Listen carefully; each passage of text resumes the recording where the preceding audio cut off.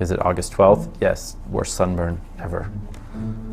So the inside front cover is usually a typical theme. There are a couple of things I like to explore. One of them is this idea of personal temperature.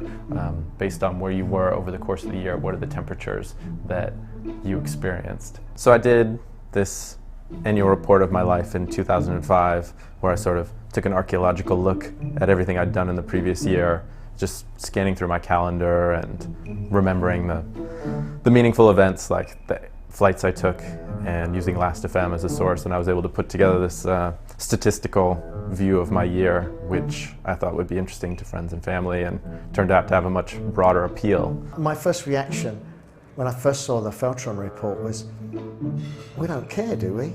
But you know, the thing is that it's more of an exercise in charting, and there's a great beauty in that, actually. Okay, we have subway trips, 561. Foreign subway trips, 22. New York City taxi trips, 138. Foreign taxi trips, 13. We don't care about his personal data, but actually he treats the data with such a beautiful, precious way, and he does it so well. You can't help but like it. He's right here.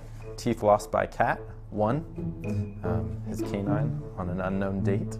I think it's great. I'm always excited to see what he comes up with. And I feel like it's also a reflection of how much data visualization is becoming a new expressive language.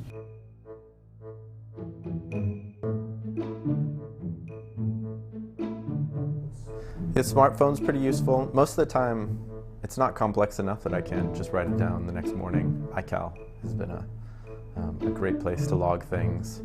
And if things do get complex, like the year I was tracking every street that I walked down, there was a lot of smartphone, typing it in and emailing it to myself, and then that one I would log in Illustrator. I would just draw the lines every day and make the map as I went. In a future that we're heading to, where there are sensors everywhere and all this data is being produced, I feel I'm only a couple steps ahead of what will be done in an automated fashion for everyone.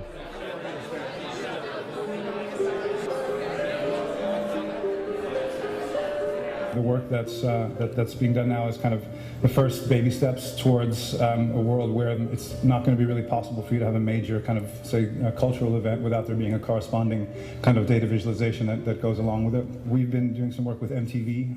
What we put together was something that was looking again at Twitter traffic and the volume of Twitter traffic relative to the different stars that were at the Video Music Awards. You could start to do things like compare Taylor Swift to Kanye West. Taylor Swift. And those of you that pay attention to this kind of stuff probably know that he got up on stage and took her award away from her. But Beyonce had one of the best videos of all time. But then immediately afterwards, we started to see this kind of result from Kanye West of what people were talking about. So this idea that you can kind of, again, you can set these structures up that kind of immediately, tell you who the asshole is a pretty vital part.